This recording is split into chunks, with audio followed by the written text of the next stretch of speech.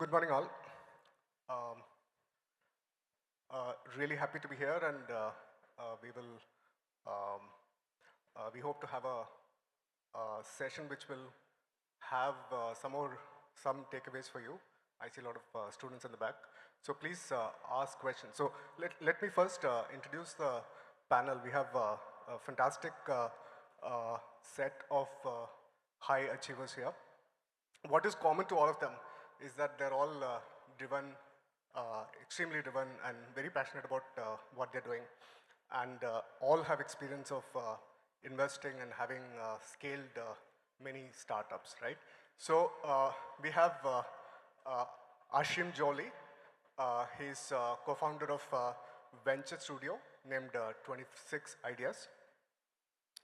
Prior to that, he's done masters from Cornell University, has business diploma from Tuck School.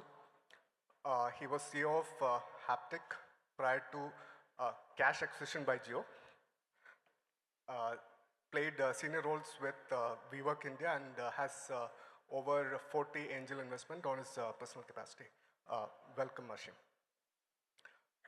We have Shantanu Chaturvedi.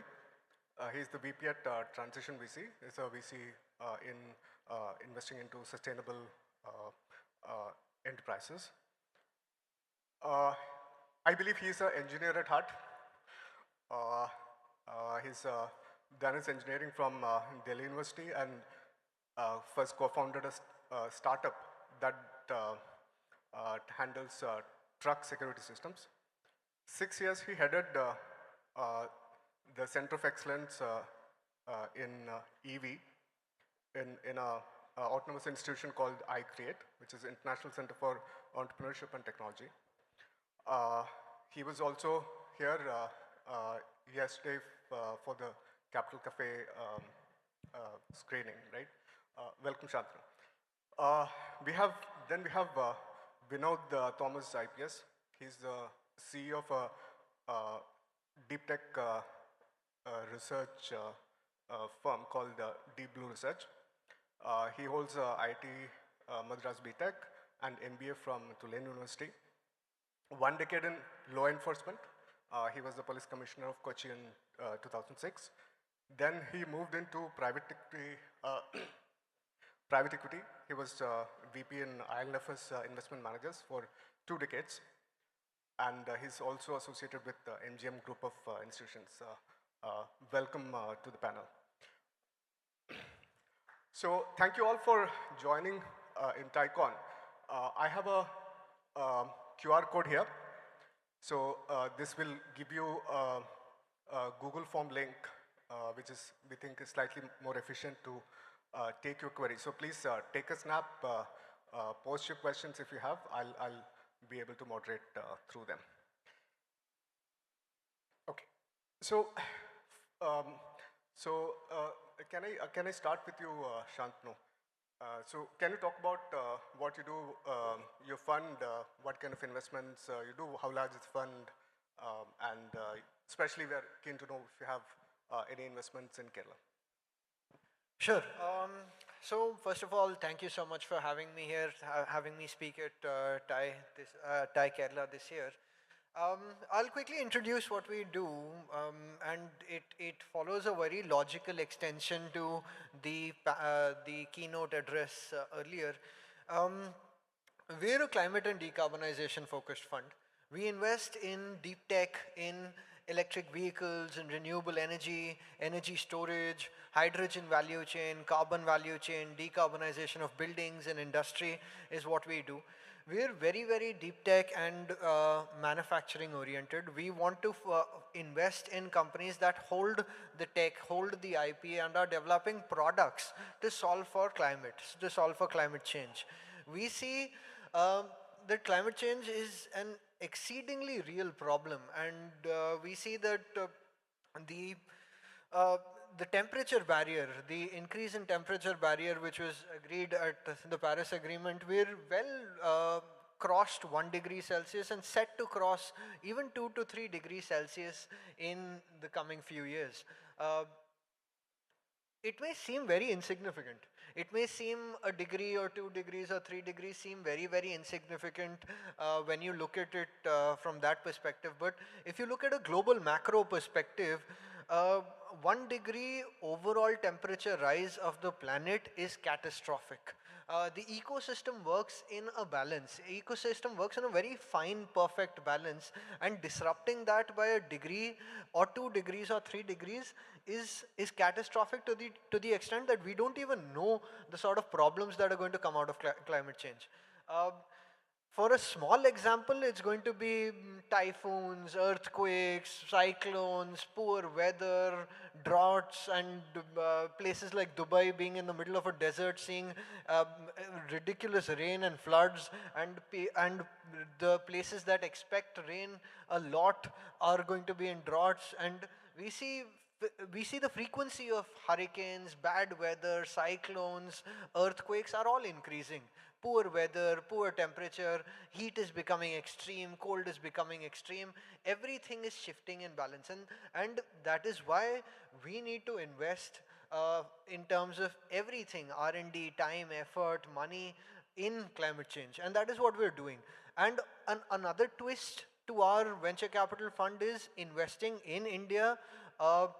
Not only in India, we've got a mandate to invest globally as well, but investing in India to solve Indian problems, problems which are primarily Indian and are not going to be solved by global players. So design in India, develop in India, manufacture in India, keep the value chain in India, keep the profits in India, keep the money in India, like the gentleman earlier had mentioned in his talk as well.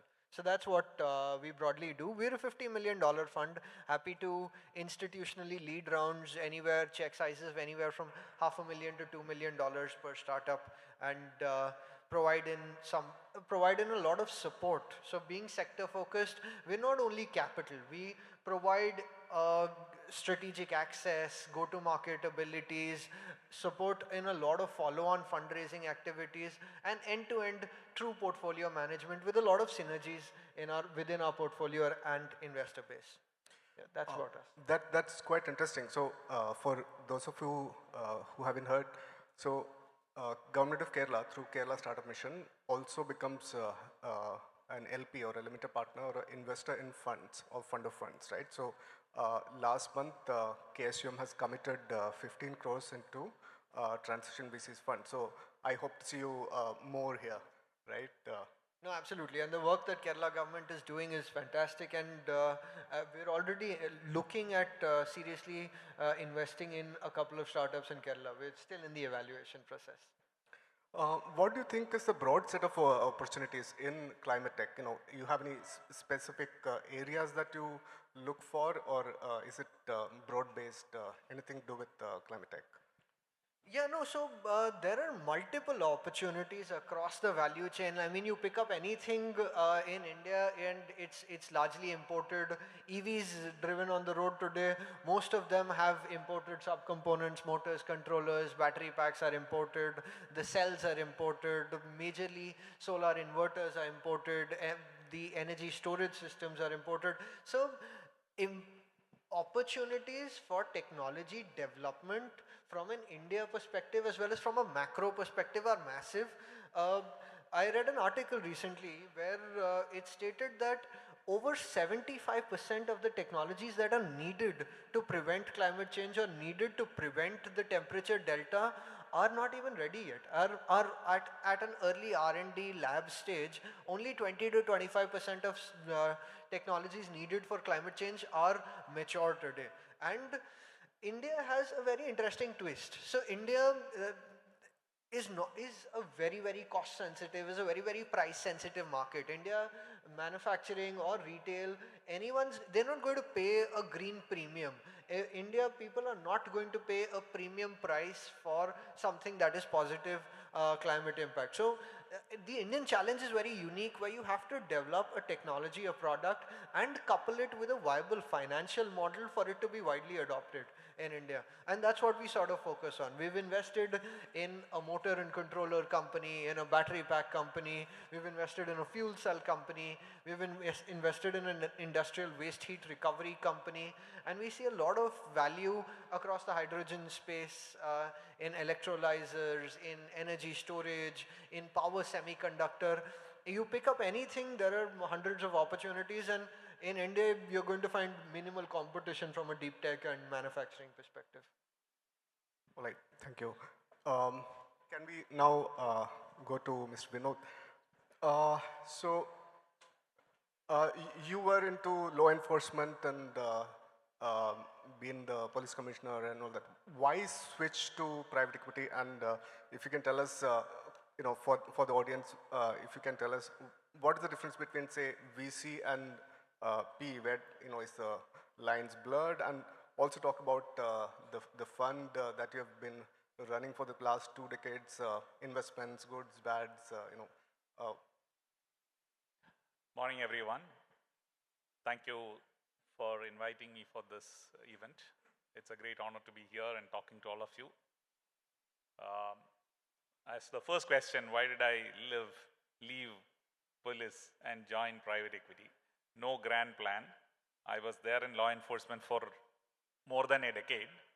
And after that, I thought, why not try something else? So I was in private equity for nearly 2 decades. It's not over yet. I still consult for them, though actively I don't manage the fund. I'm still the consultant for the fund, the same fund which I've been managing. Then I left private equity, at least active fund management. Now I'm doing my own artificial intelligence focused startup. So there is no grand reason why I left policing. But I thought, I enjoyed investing, tinkering, engineering more than law enforcement. But I did enjoy my stint in police. I was here in Kochi for 2 years as a commissioner. And this is my hometown, so I really enjoyed my stint here in Kochi. And I think I met many of you during that time. Anyway, coming back to the next question on what's the difference between VCs and PEs. First, what's the similarity between these two? Fundamentally, these things are same. Investors are putting in their hard-earned money to make a return. Actually, investors who actually put their money are not worried about the world facing climate crisis or Indians don't have enough homes, nothing of that kind. They are actually looking at investment returns. And to that extent, that's a very fundamental point that we should not forget. And to that extent, the fund managers who are just intermediaries, we just raise money from somebody else, deploy that money for a return. So you should look at private equity and VCs with that perspective in mind. Second, both these are limited life entities. Usually 7 years, maybe 10 years, yours is 10 years, 8 plus 2. So 8 years is what the timeline is. In 8 years, you have to deploy the money, you have to make an exit and return the money to the original investors who are just looking at what is the return. And that's super critical for both VCs, PEs, and anybody in this market. Unless you are able to return a satisfactory IRR, you are not going to raise another fund. So these are very, very important fundamental points. And many of the things that you see, which we'll come to along the conversation, are actually arising from these two reasons. The limited life of the fund is something very, very critical that will affect the behavior of your VCs or your PE investor. Now, the difference, VCs generally invest in early stages. Typically, the investment quantum will be less, say 2 million, 5 million, 20 million, 30 million. PEs invest larger amounts, and by implication, VCs will be investing in smaller companies, early startups, which are riskier. Obviously, when it is riskier, they'll expect a higher return.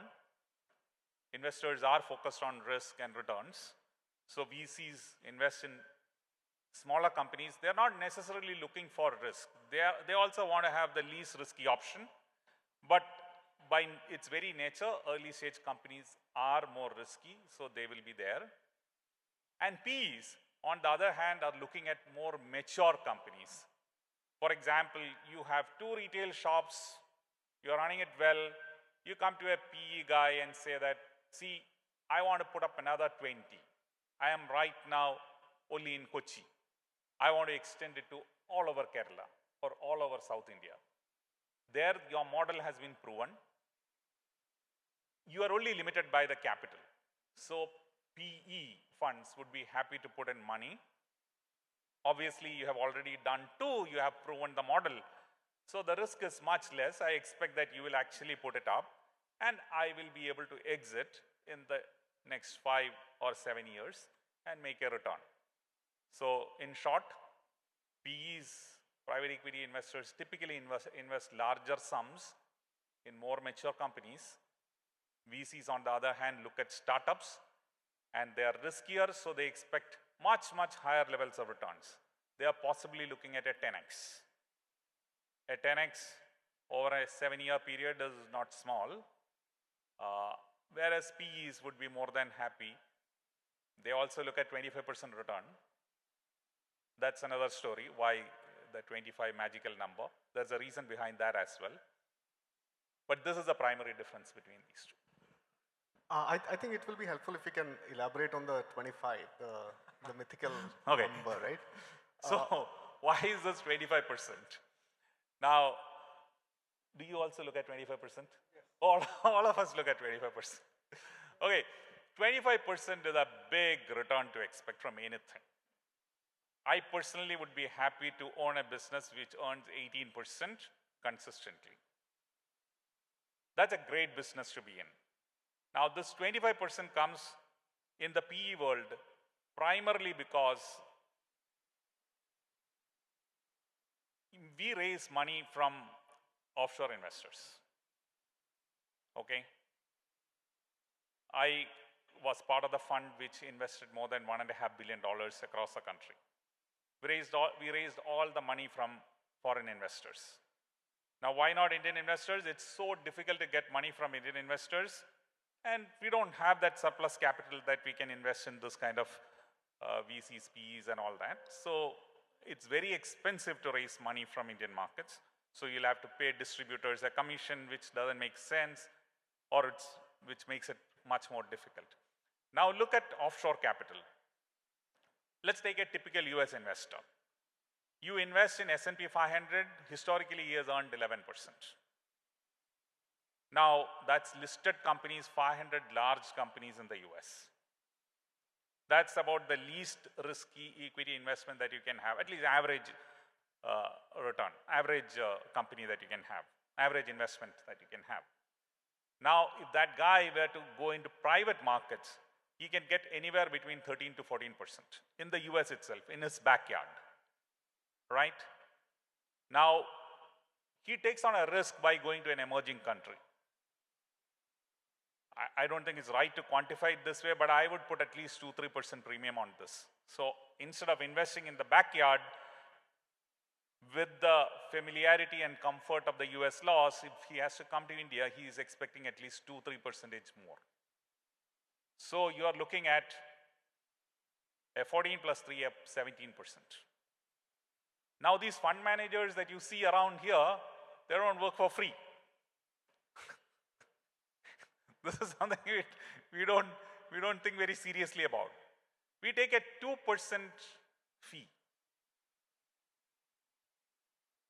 And this 2% looks very small, but 2% every year, by the way. In 8 years, we'll be collecting 16% of the fund. So you put 100 rupees or $100, $16 come to our pockets. Now, so that again takes away at least 2% from the whole thing. So we were at 13 plus 3 or 14 plus 3, 17 plus another 2. Became 19. And then who pays for the exchange rate?